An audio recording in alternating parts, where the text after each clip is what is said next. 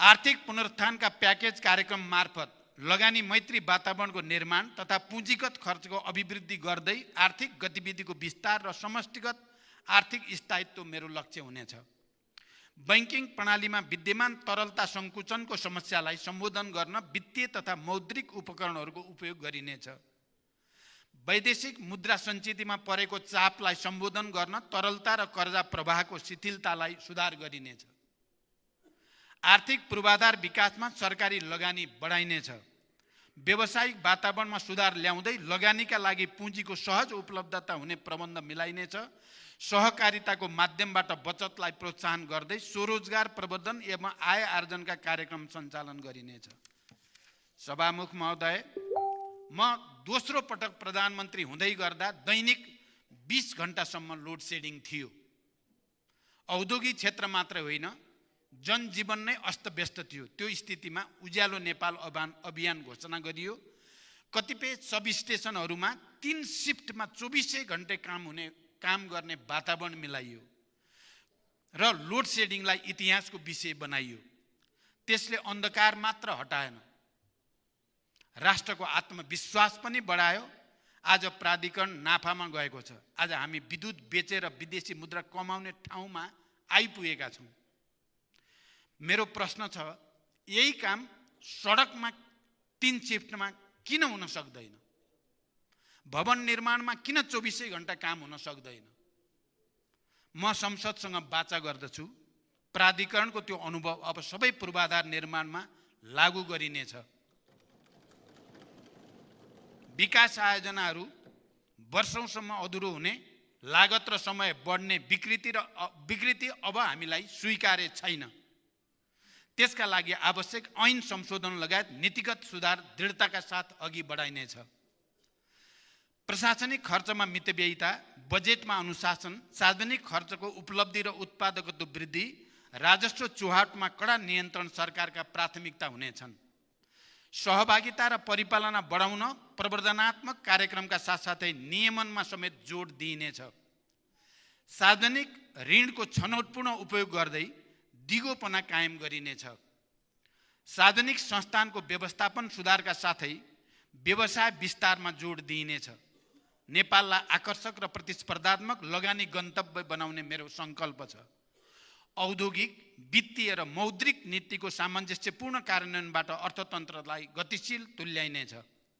वित्तीय, मौद्रिक, पुँजी बजार, सहकारी, बीमा र निजी कम्पनीका निकायहरूबीच आवश्यक समन्वय गरी निजी क्षेत्रको लगानी प्रवर्धन गर्न नीतिगत, संस्थागत तथा प्रक्रियागत सुधार यो सरकारको प्राथमिकतामा रहनेछ।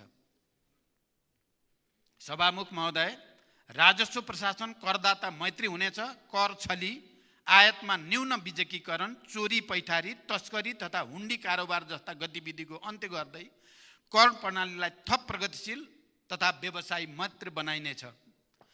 आर्थिक स्थायित्व कायम गर्न औद्योगिक नीति, सरकारी वित्त नीति, राजस्व नीति, मौद्रिक नीति बीच तादात्म्य अनि सरकार, निजी क्षेत्र, सहकारी र सामुदायिक क्षेत्रको सहभागितामा द्रुत विकासको वातावरण निर्माण यो सरकारको सङ्कल्पमा छ।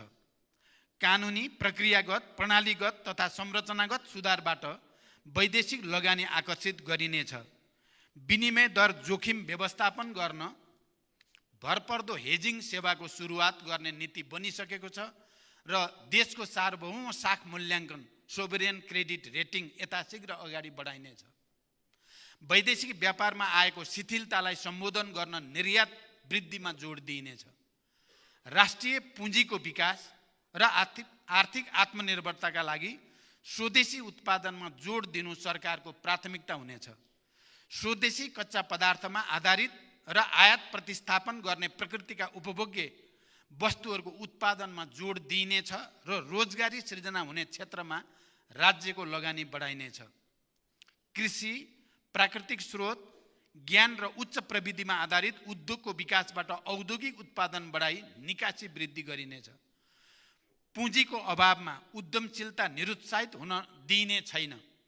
व्यावसायिक र लगानी मैत्री वातावरण निर्माणका लागि नीतिगत र संरचनागत सुधार अनि गैर आवासीय नेपालीहरूले नेपालमा सहज तरिकाले लगानी गर्ने वातावरण निर्माण सरकारको प्राथमिकता हुनेछ।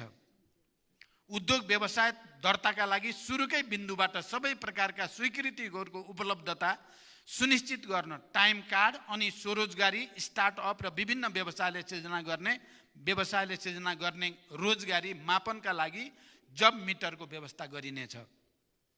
सभामुख महोदय, हरेक वर्ष एउटै समाचार बन्छ मलको अभाव।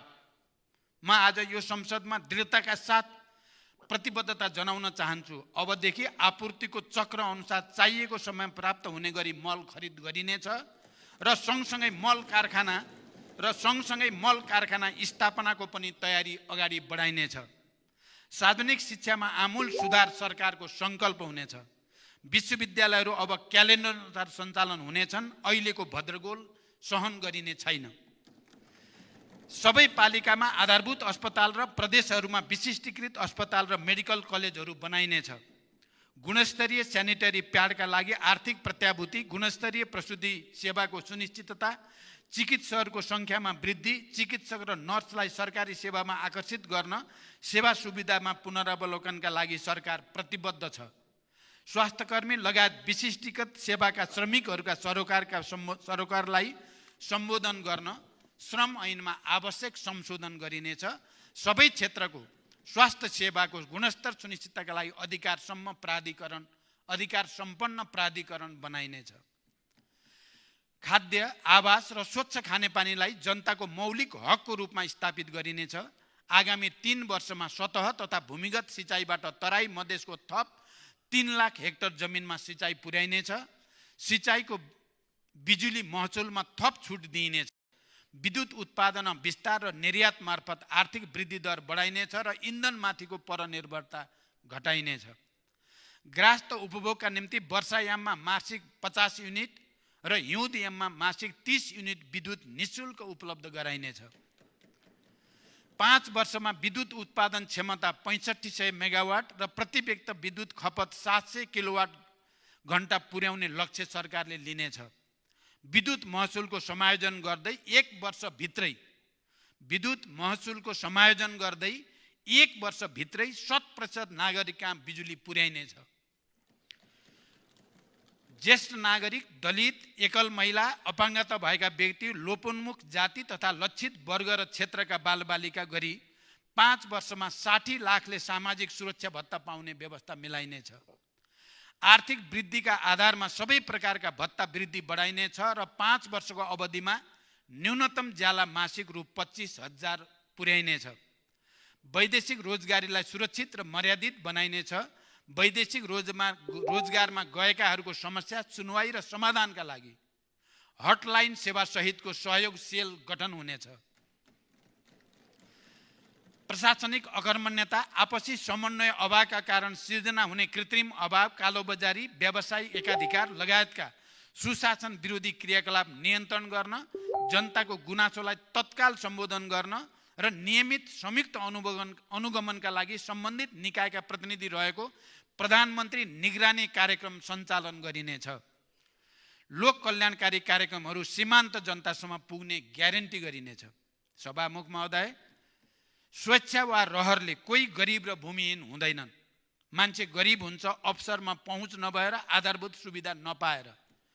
एउटै नेपाली पनि छतविहीन नहोस्, मेरो इमान्दार प्रयास रहनेछ।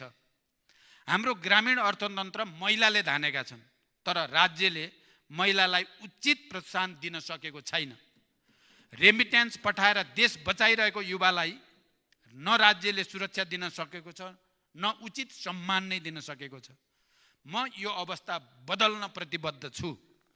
भूमिको वैज्ञानिक व्यवस्थापन र आवास सम्बन्धी मौलिक हक कार्यान्वयनको सुनिश्चितता मेरो उद्देश्य हुनेछ। हरेक जिल्ला सदरमुकामलाई रणनीतिक सडक सञ्जालमा जोडिनेछ र हरेक पालिकालाई पक्की सडकबाट केन्द्रमा जोडिनेछ। निर्माणाधीन राष्ट्रिय राजमार्ग र रणनीतिक सडकहरू 5 वर्षभित्रै सम्पन्न गरिनेछन्। यातायात व्यवस्थापन प्राधिकरण गठन हुनेछ। सडक दुर्घटनाका कारण र समाधान खोज्न उच्च स्तरीय कार्यदल बनाइनेछ। सडक यातायात, रेल, जलमार्ग र हवाई सबै योजनालाई समेट्ने गरी एकीकृत राष्ट्रिय यातायात गुरु योजना तयार गरिनेछ। डाटा सर्भरमा आत्मनिर्भरता र साइबर सुरक्षाको सुनिश्चितता सहित 5G प्रविधि प्रयोगमा ल्याइनेछ। विद्यालय, अस्पताल, सरकारी कार्यालय, वित्तीय संस्था, शपिङ कम्प्लेक्स लगायत सार्वजनिक सेवा प्रवाह हुने सार्वजनिक स्थलहरूमा इन्टरनेट सुविधा निःशुल्क गरिनेछ। आधुनिक खेल पूर्वाधारमा जोड दिँदै खेलाडीहरूको वृत्ति विकासका कार्यक्रम ल्याइनेछ। पर्यटन पुनरुत्थानका लागि विशेष प्याकेज घोषणा गरिनेछ। जलवायु परिवर्तनको मुद्दालाई अन्तर्राष्ट्रियकरण गरिनेछ। महिला सहभागिता, सशक्तिकरण र समावेशिता सरकारको प्रमुख लक्ष्य हुनेछ। शान्ति प्रक्रिया र सङ्क्रमणकालीन न्याय सम्बन्धी बाँकी काम अविलम्ब सम्पन्न गरिनेछ। शहीद र बेपत्ता परिवारलाई उचित सम्मान र परिपूर्णको व्यवस्था हुनेछ। द्वन्द्वकालका घाइतेहरूलाई उपचार, रोजगारी, स्वरोजगारका अवसरसँग जोडिनेछ। द्वन्द्व पीडित परिवारलाई क्षतिपूर्ति र पुनर्स्थापनाका कार्यक्रम ल्याइनेछ। सँगसँगै तराई, मधेस लगायतका आन्दोलनका क्रममा अन्यायपूर्ण ढङ्गले बन्दी बनाइएकाहरूको कानुन सम्मत रिहाईका लागि ठोस अग्रसरता लिइनेछ। सङ्घीयता कार्यान्वयन र जनताको हितमा राज्य संयन्त्रको परिचालन हुनेछ। राष्ट्रिय हितको रक्षा गर्दै स्वतन्त्र परराष्ट्रनीतिको अवलम्बन हाम्रो प्रतिबद्धता हुनेछ। त्यसलाई मैले प्रो नेपाल नीति भन्ने गरेको छु। दुवै छिमेकी र सबै मित्र राष्ट्रहरूसँग सन्तुलित, विश्वसनीय र मैत्रीपूर्ण सम्बन्धमा मेरो जोड हुनेछ। सीमाको प्रभावकारी व्यवस्थापन र सीमा समस्याको समाधान हाम्रो प्राथमिकता हुनेछ। सभामुख महोदय, यसबीचमा मैले सचिवहरूको बैठक राखेर सोधेँ, राहदानी लिन बिहान 2 बजेदेखि लाइनमा बस्न परेपछि नागरिकले कसरी राज्यमाथि भरोसा गर्दछन्? अहिलेकै गतिमा राष्ट्रिय परिचय पत्रको काम हुने हो भने कति दशकमा 3 करोड नेपालीको हातमा परिचय पत्र पुग्छ? सवारी चालक अनुमति पत्र लिन पनि वर्षौं कुर्नुपर्ने कारण के हो? सरकारी अस्पताल र सामुदायिक विद्यालयको स्तर किन खस्कियो? प्रविधिको यति धेरै विकास भइसक्दा पनि सरकारी अस्पतालमा नाम दर्ता गर्न समेत घण्टौं किन कुर्नु पर्दछ? सरकारी अस्पतालमा सामान्य शल्यक्रिया गराउन पनि 3-4 महिना किन कुर्नु पर्ने गरेको हो? अस्पतालका प्रयोगशाला र परीक्षण उपकरण किन महिनौसम्म बन्दैनन्? अनुदानका सामग्री स्टोरमा किन थन्किने गरेका छन्? मैले सचिवज्यूहरूलाई भनिसकेको छु। सेवा प्रवाहलाई सहज र विकासको गतिलाई तीव्र बनाउन नीतिगत समस्या समाधानको जिम्मा म लिन्छु, तर नतिजामुखी कार्य सम्पादनको जिम्मा तपाईहरुले लिनुपर्दछ।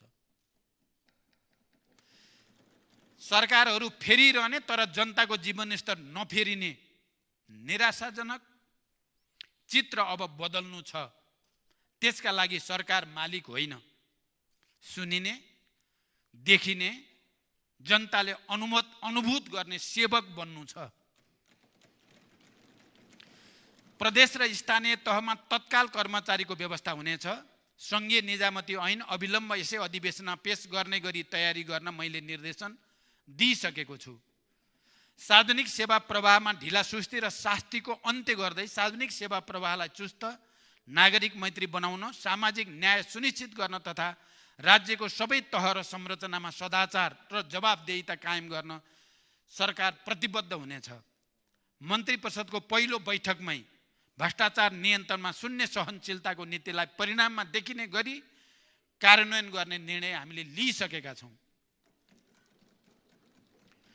रणनीतिक महत्त्वका विकास आयोजनाहरूको कार्यान्वयन गर्न जग्गा प्राप्ति, वातावरणीय प्रभाव मूल्याङ्कन तथा ठेक्का व्यवस्थापनमा हुने ढिलाइ कम गरी निर्णय प्रक्रियामा शीघ्रता ल्याउन छुट्टै कानुनी व्यवस्था गरिनेछ।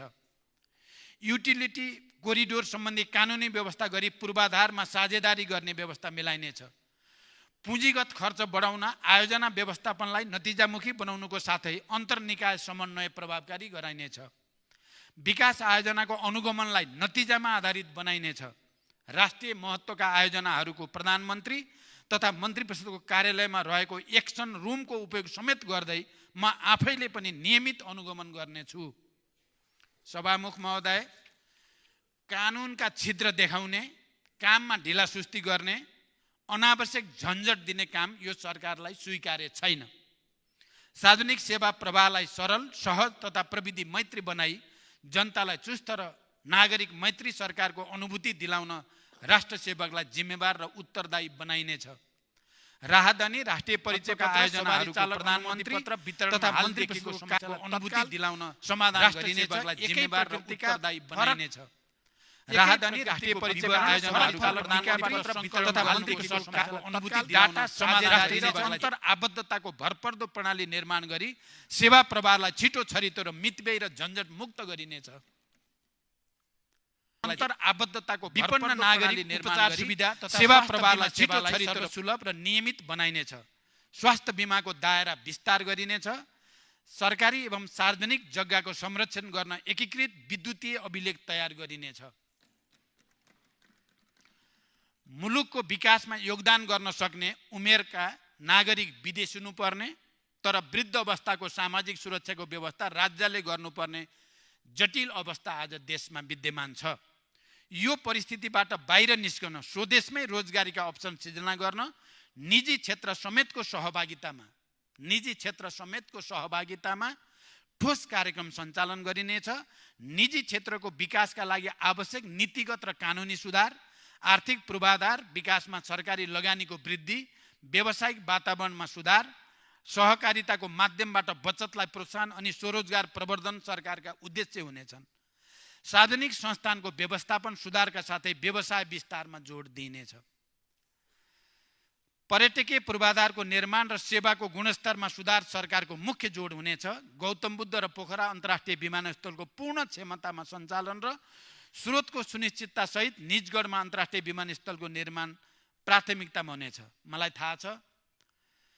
थाहा छ मिडिया उद्योग सङ्कटमा छ। म विश्वास दिलाउन चाहन्छु यो सङ्कटमा सरकारले मिडिया उद्योगलाई एक्लै छाड्ने छैन। सञ्चारकर्मीहरूको हक र हित पनि सरकारको उच्च प्राथमिकतामा हुनेछ। पछिल्ला दिनमा शेयर बजारमा आएको सकारात्मक परिवर्तनलाई मैले नयाँ सरकारप्रति जनताको भरोसाको सङ्केतको रूपमा हेरेको छु। तीव्र आर्थिक विकास र न्यून मुद्रास्फीति सरकारको लक्ष्य हुनेछ। लाइन मुक्त देश हाम्रो सङ्कल्प हो। म विश्वास दिलाउन चाहन्छु देशका हरेक नागरिकलाई लागोस्। सरकार मेरो अभिभावक हो। सरकार मेरो पक्षमा छ। सरकार मेरो लागि केही गरिरहेको छ। यो जनतालाई लाग्नै पर्दछ। त्यसरी नै काम गर्ने प्रतिबद्धता पनि म व्यक्त गर्न चाहन्छु। राष्ट्र सेवालाई राजनीतिक हस्तक्षेपबाट मुक्त राखी व्यावसायिक, प्रतिस्पर्धी र दक्ष बनाइनेछ। तीनवटै तहका सरकारको मौजूदा कर्मचारीको दरबन्दीको पुनरावलोकन गरी सेवा प्रवाह गर्ने निकायमा पर्याप्त जनशक्तिको व्यवस्था गरिनेछ। विकास आयोजनामा विनियोजन गरेको रकम खर्च गर्न सक्ने परियोजनाहरूमा सारिनेछ। जिम्मेवारी लिने तर लक्ष्य अनुसार राजस्व असुली र विकासका काम गर्न नसक्ने पदाधिकारीलाई कार्य सम्पादन मूल्याङ्कनसँग जोडिनेछ। सरकारी पदाधिकारीहरूले परराष्ट्र मन्त्रालयको जानकारी बिनै विदेशी कूटनीतिज्ञहरूलाई भेट्ने काम अब हुन दिइने छैन।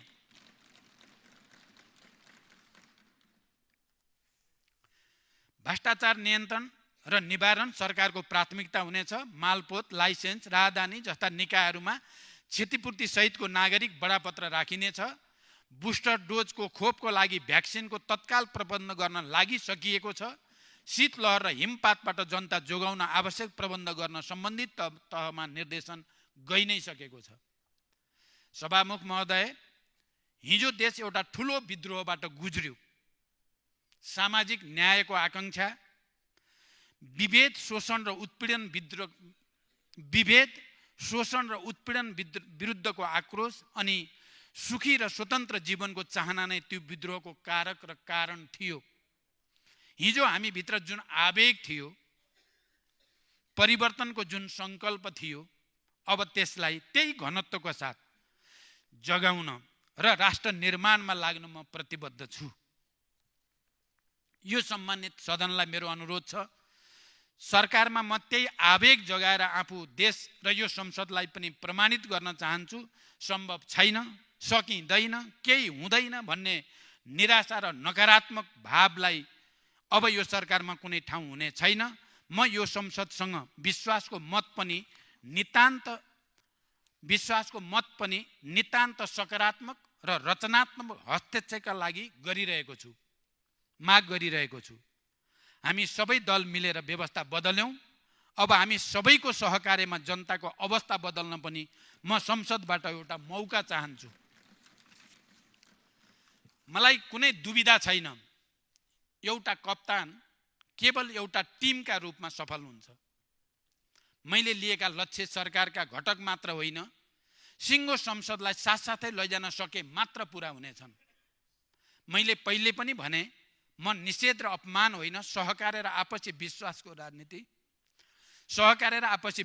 राजनीतिका लागि प्रतिबद्ध छु। म संसदमा पूर्ण विश्वास र आपसी सद्भावको वातावरण बनाउने पक्षमा छु र मैले हिजो पनि भने, हाम्रा मतभेदहरू समेत मर्यादित हुनेछन्। म सबै दल र मान्य सदस्यहरूलाई आग्रह गर्दछु, आउनुहोस् यसपटक संसदमा नयाँ अध्यायको सुरुवात गरौँ। त्यसै पनि नेपालको राजनीति केही कमजोरीका बावजुद अन्यत्र भन्दा भिन्न छ। अन्यत्र हामी धेरै बदलाभाव देख्छौँ, तर यहाँ प्रतिशोधलाई धेरै ठाउँ छैन। हामी कहाँ राजनीतिक संवादहीनता पनि लामो समय रहने गरेको छैन। राष्ट्रका सङ्कटहरूमा हामी सबै राजनीतिक दल पटक पटक एकै ठाउँमा उभिँदै आएका छौँ। यसपटक पनि संसदको विभाजन नहोस्, देशले एकता र सहकार्यको सन्देश प्राप्त गरोस्। म बिना कुनै पूर्वाग्रह सबै राजनीतिक दलहरूसँग सहकार्यका लागि प्रतिबद्ध छु। सिङ्गो सदनको साझा प्रधानमन्त्रीका रूपमा मलाई राष्ट्र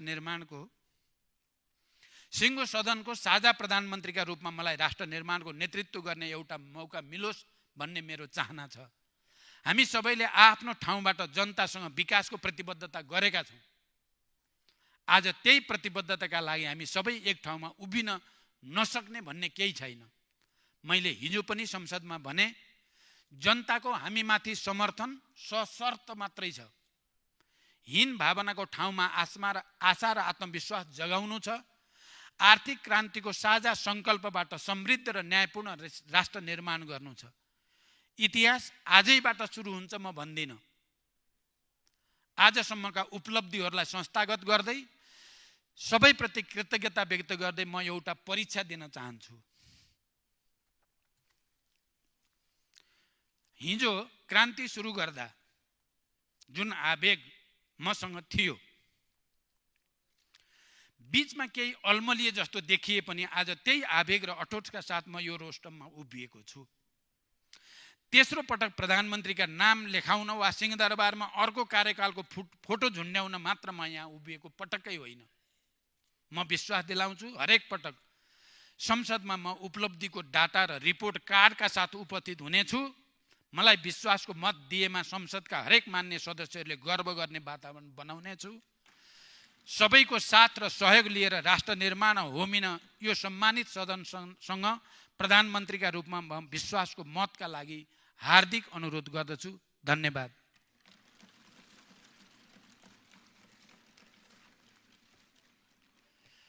अन्त्यमा सम्मानीय सभामुख महोदयको अनुमतिले नेपालको संविधानको धारा 76 को उपधारा 4 बमोजिम प्रतिनिधि सभाबाट विश्वासको मत प्राप्त गर्न प्रतिनिधि सभा नियमावली 2075 को नियम 152 को उपनिवेश 4 बमोजिम प्रस्ताव प्रस्तुत गर्दछु।